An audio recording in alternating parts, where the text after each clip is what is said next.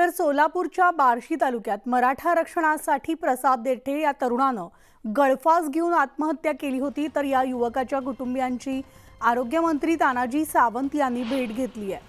कुटुंबियांची भेट घेऊन तानाजी सावंत यांनी त्यांचं सांत्वन केलं असून प्रसाद देठे यांच्या कुटुंबियांना 5 लाख रुपयांचा चेक देऊन तिन्ही मुलांच्या शिक्षणाचा लग्नाचा खर्च उचलण्याची जबाबदारी तानाजी सावंत यांनी घेतली आहे।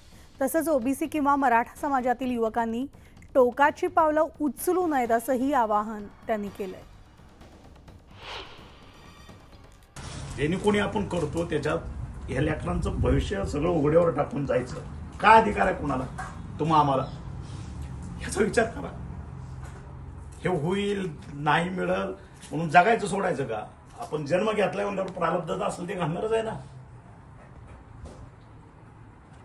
टोकाची भूमिका घेणं हे सगळ्याला हातापाया पडून सांगतो मी, नका टोकाची भूमिका घेऊन घडते चाललंय। आता हत्ती गेला शिपूट राहिला त्यासाठी कशाला